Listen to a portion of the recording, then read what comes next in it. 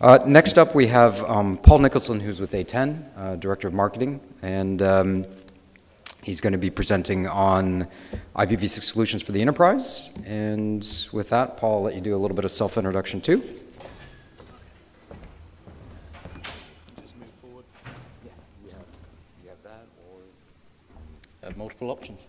Thank you. Good morning. So today I'm going to be talking about A10 solutions for IPv6 migration and a little bit of IPv4 preservation. Plus also I'm going to go into some examples which we've seen over the last year or two in terms of how customers are using the solutions, especially with an emphasis on enterprise customers. So first of all, a little bit about A10 Networks. We were founded in 2004 by Lee Chen, one of the founders of Foundry Networks previously, and Centillion before that. We're San Jose based. The majority of our staff are all based here in San Jose, just down the road. And we have today around 500 employees, and we truly are a global company with offices in Europe, in China, a very large office in Japan, etc. Now, in terms of customers, we're probably a mid-stage startup by now. We have well over 2,000 customers in production right now, and then also over 10,000 units shipped. So our solutions are fairly mature at this point. Now, our core business is application delivery and server load balancing, which does translation between typically the external network and the internal network. Now, there's lots of features with a server load balancer, but the ones which are probably most relevant for this forum are our technologies around server load balancing protocol translation, also known as server load balancing for 6 to 4 as well. But there's actually many different combinations, and I'll be going through those as I go through the presentation. But traditionally, this is for scalability, availability, and security. Now, in terms of our IPv6 solutions, it goes beyond load balancing. In the middle bullet here, I've got 3 different areas. One is IPv4 preservation, one is IPv6 access, and one is to aid full IPv6 migration. And each one of these technologies is deployed for a very different reason. And all the different technologies we support will do a specific task. You probably would not deploy all of them at the same time. Now, over the last couple of days, I'm sure you've heard some of this, but I just want to go over some of the basics and some of the trends we're seeing with IPv6. So one of the things which has changed, especially in the last year, which we're noticing with education, which I've got an example of later on, is the proliferation of devices, which is obviously depleting the IPv4 address pool, is really making a big difference in some of those institutions where they are having a lot more of those and multiple devices per user. So the advent of bring your own device is having a big impact in accelerating the IPv4 depletion. Also, we know down the road, if we look at an Intel study, they predict there's going to be 31 billion devices connected by 2020. So with this massive growth, IPv6 makes a lot of sense, and people have to find solutions now and for the future. Now, back in 2011, I think that was probably a watershed year for IPv6. We obviously had some high-profile events such as World IPv6 Day, which in 2011 concentrated on the content providers. We also saw the depletion of the IANA pool. Now, in 2011, using some of the Comcast statistics, I think by the end of around November, 0.8% of all the internet sites or websites were on IPv6. If we look at that number at the beginning, using the same metrics, it was 0.15. So in 2011, we saw more adoption of IPv6 than all the previous years combined. Now, I'm using actually a different statistic for 2012, but in 2012, using the Hurricane Electric statistics, it goes to 4.6. So even if the metric's slightly off, there was more adoption in 2012 already, again, than all the previous years combined.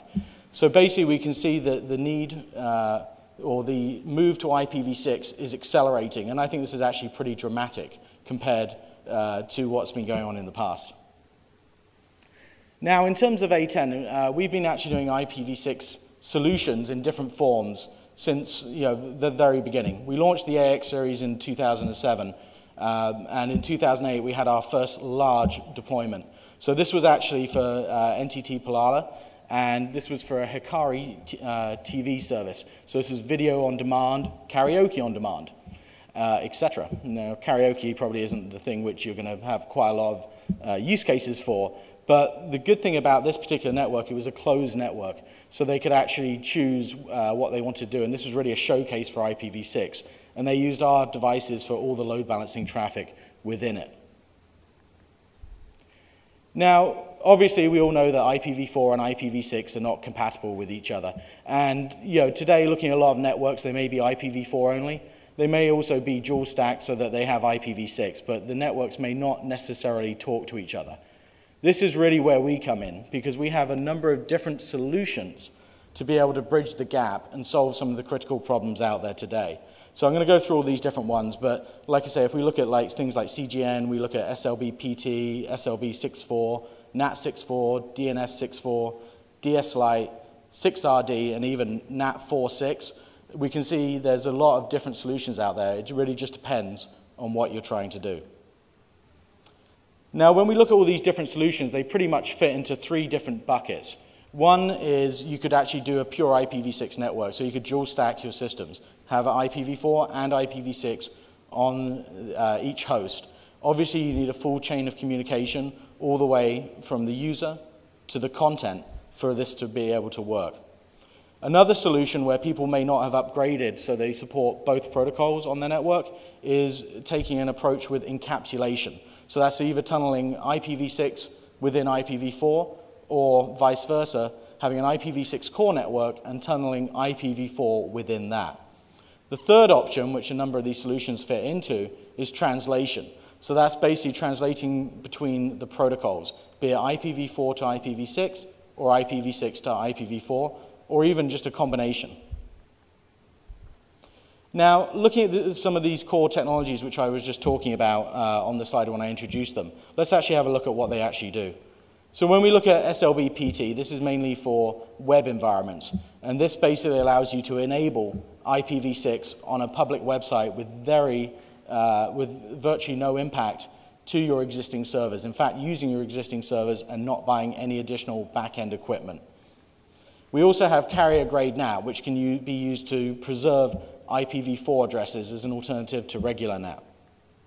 We also have 6RD. So with 6RD, someone could actually gain IPv6 access. They don't solve the IPv4 address shortage problem, but they could actually access IPv6 over an existing IPv4 network if required.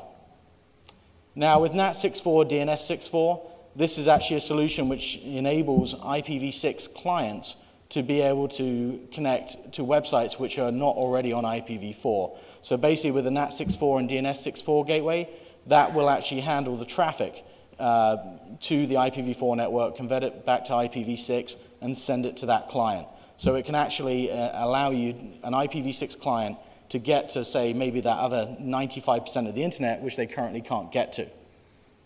Then finally, we have DS Lite. So this is really the opposite of 6RD, and it actually does solve the IPv4 address shortage. So with DS Lite, this is really tunneling IPv4 over an IPv6 core. Now, looking at these different solutions, you could see there could be actually a migration path in terms of which one you use at which time. And you could obviously skip any one of these elements if you needed to, but each one will solve a very different problem. Now, going into a couple of examples on these different solutions.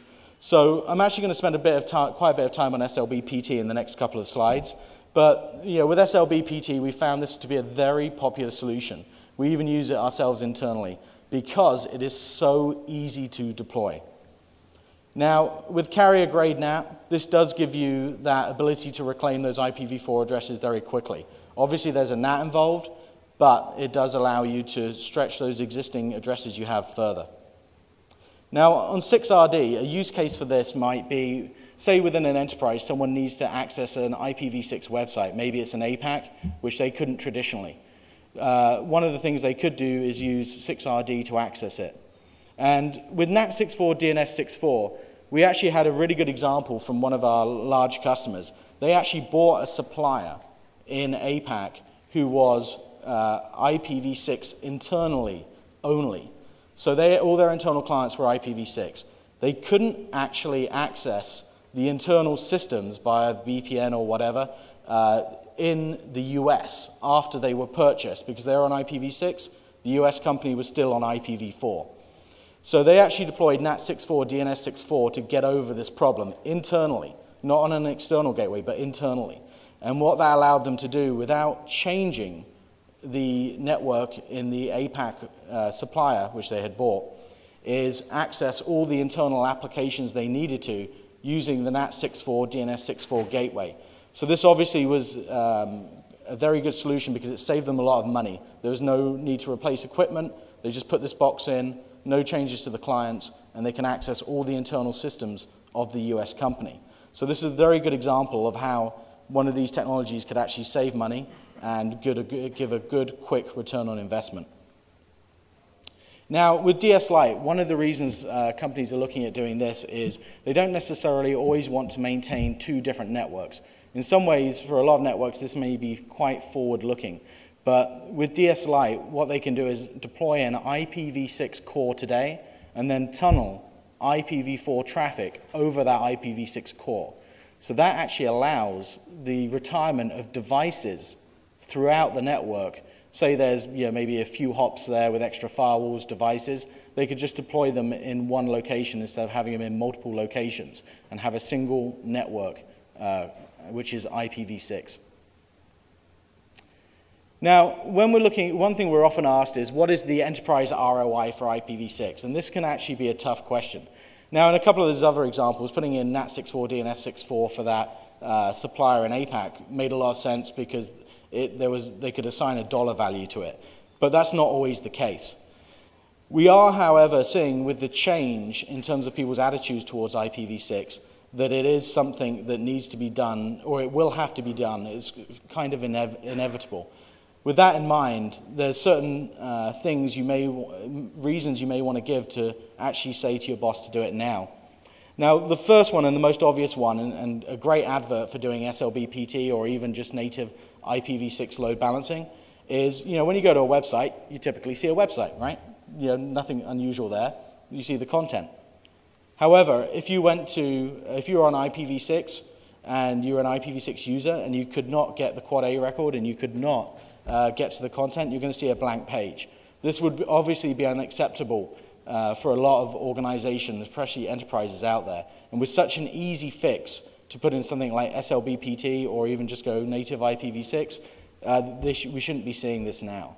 So as we're seeing with the adoption of IPv6 on enterprise websites, it's very easy to do. It's happening very fast. It's something every organization should do.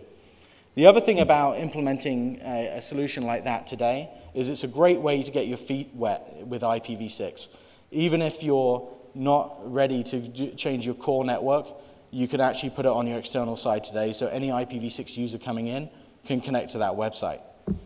The other thing we've noted, and I've got an example a bit later on where I'm going to talk about this, is by trying it now, you can actually reduce the amount of surprises you'll have down the road.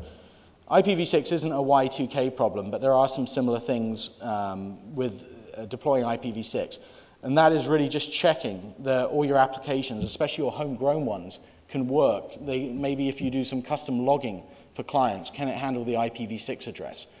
So it's very important to try and start testing now so you can see the impact of IPv6 on your network so you can have uninterrupted access and connectivity from all users to your network today. Now, like I say, SLBPT is a great way to get your feet wet with IPv6. Now, this particular example is actually what we do at A10 Networks. So back in 2010, we put IPv6.a10networks.com live on the internet. And since then, and with World IPv6 Day in 2011, we also made our main www.a10networks.com address live with a Quad A as well. And we actually had no impact, in terms of no negative impact on our website by doing this. And one of the interesting things is, back in 2010, when we tried to do this, we had 2 service providers and 1 DNS provider. We actually had problems with the initial implementation for this. Now, it's got a lot easier now. The service providers in question, I think, now could give us an IPv6 address. Back in 2010, they could not actually give us an IPv6 address. and also our DNS provider. We actually had to change our DNS provider to be able to support the entry of Quad A records. Now, we actually overcame this problem quite easily. We were actually talking to one of our system engineers in Europe, who actually runs a data center for us in Europe. And we were saying we were trying to get an IPv6 address, and we couldn't. So he basically said to us, I've got lots. So basically, within, I think it was like 5 minutes, he had configured the SLB-PT, pointing to our website without the live Quad A record, and we were up and running with an IPv6 website. Like I say, we're using SLB-PT. When we went in there, we found that the content worked. There wasn't any problems. So then we made the Quad A record live. We had, like I say, we had to change DNS service provider.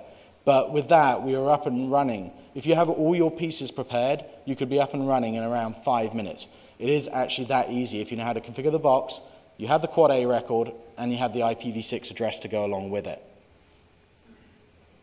Now, one other thing we're seeing is talking about bring your own device. We actually had one of the largest universities in the US, I think actually there's 2 of them actually in this category, who were looking at their student population and what was changing with their numbers of devices.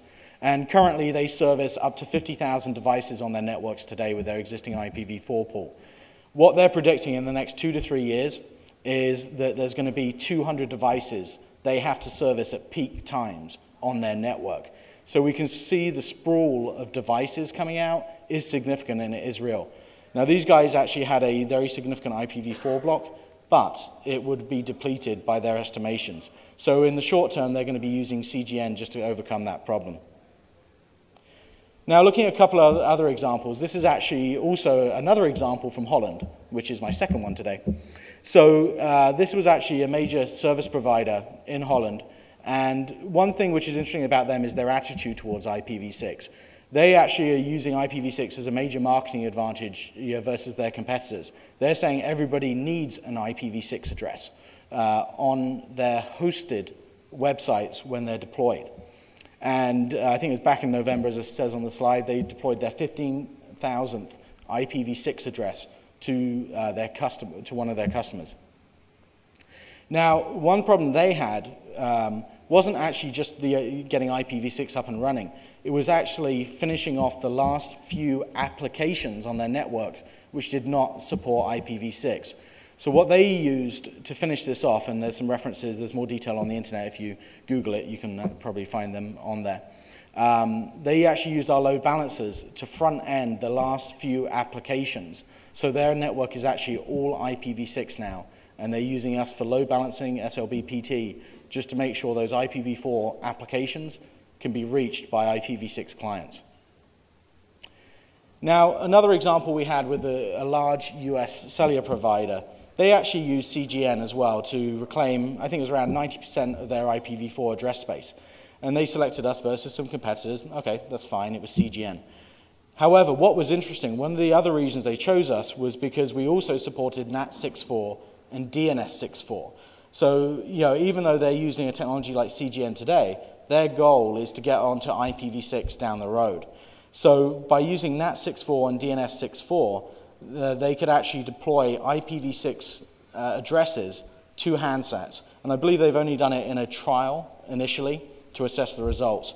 But I think they had around 3,000, up to 3,000 handsets using IPv6 only, not having IPv4 on them, and using NAT 6.4 and DNS 6.4 to bridge that gap to get to the rest of the internet.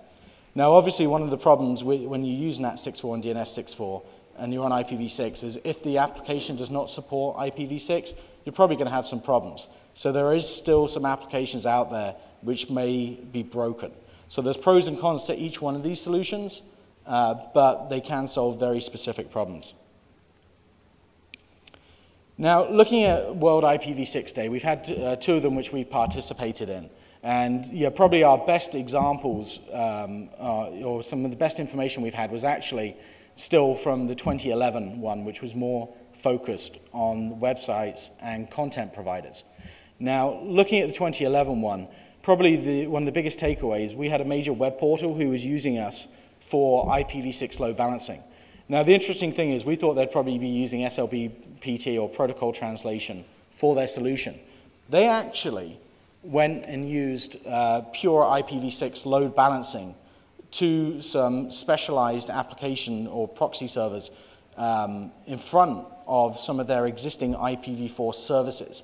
Now, the reason for that was they actually obviously did some planning well before the event. And they found that when they were trying to take IPv6 clients to connect to their specialized applications, things broke. So they actually put in another application tier just to do adjustment to the traffic. They didn't support all their services on World IPv6 Day back in 2011, but they supported quite a few. And with this separate application tier, it made sure that nothing broke for those services they were offering. What was interesting, they deployed our block boxes in 6 different data centers around the US, and they had around over 1 million unique IPv6 addresses hitting our boxes on World IPv6 a day. And I think that was around 1.6 million, if I remember correctly, but they were unique IPv6 addresses. So this was really good for us because this was a large-scale stress test of our solution.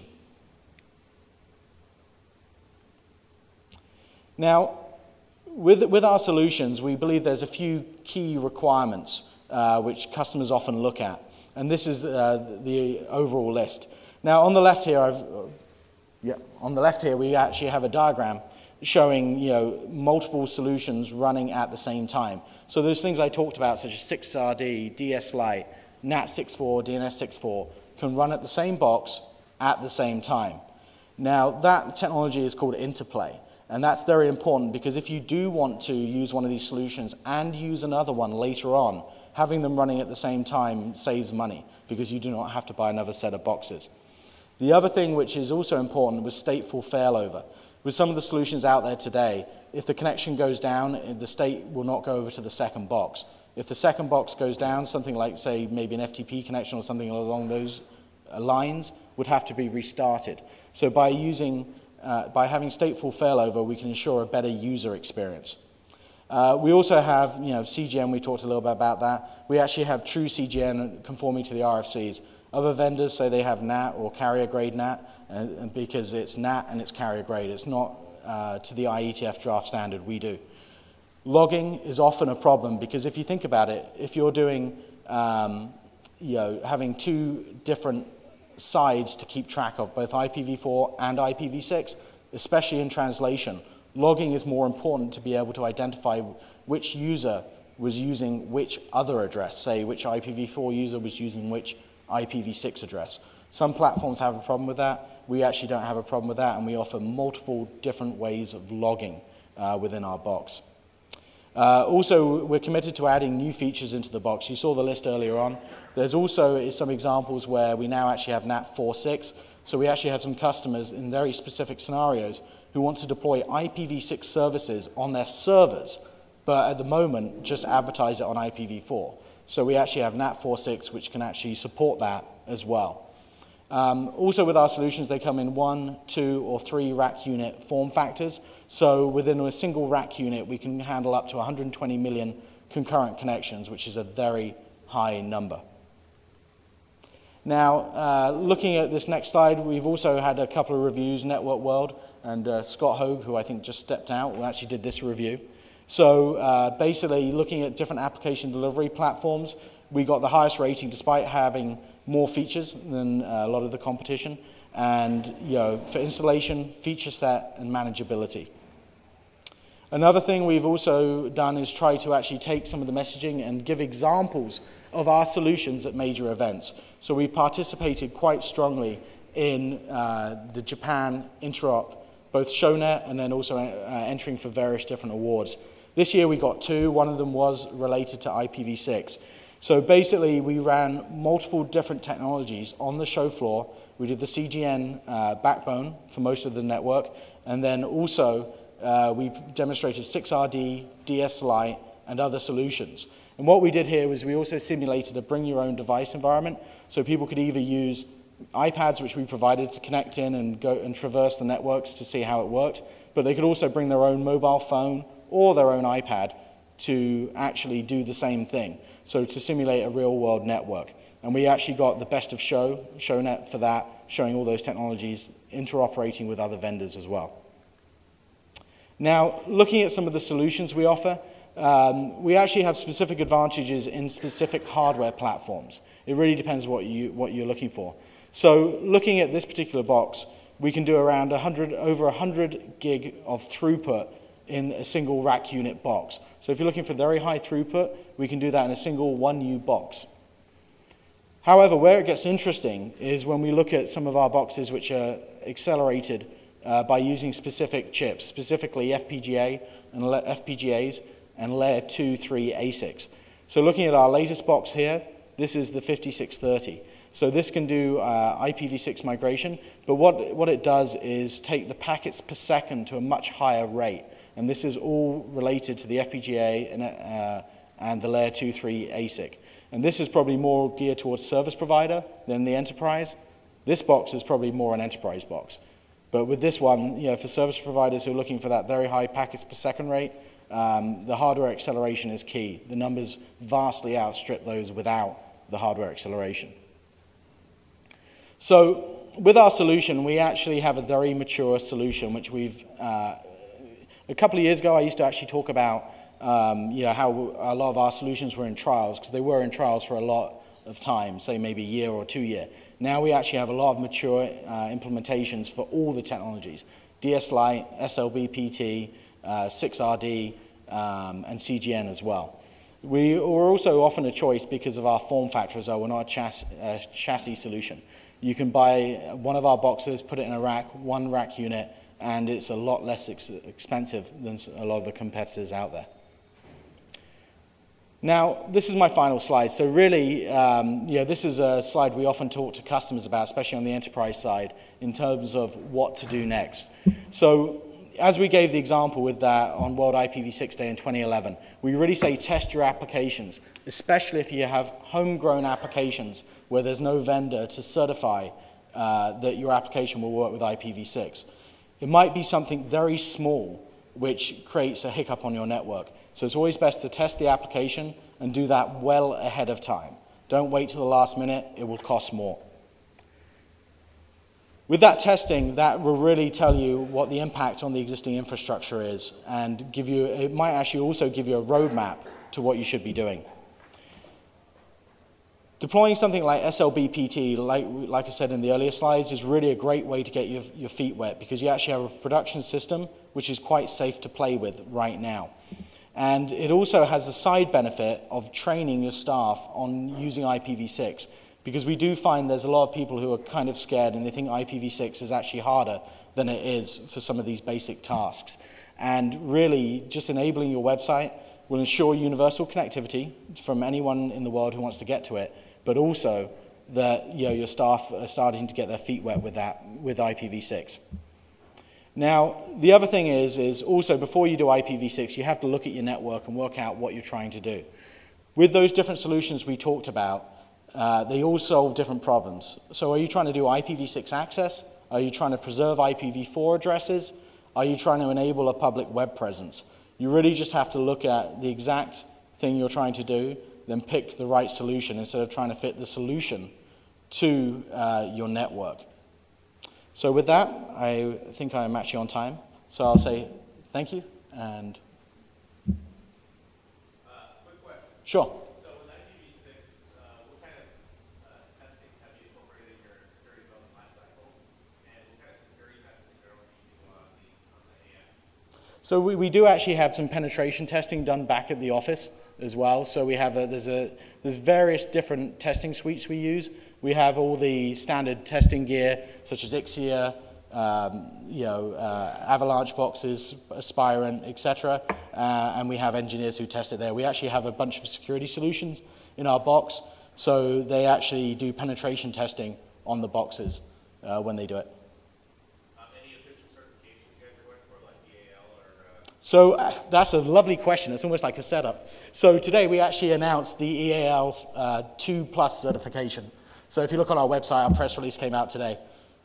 So, and then also we're in a number of other testing environments. So University of New Hampshire So the IPv6 ready testing we're in process with, and there's a number of other things as well. We have, on the IPv4 side, we also have we're FIPS certified, etc. So there's a whole suite of things we're doing along those lines.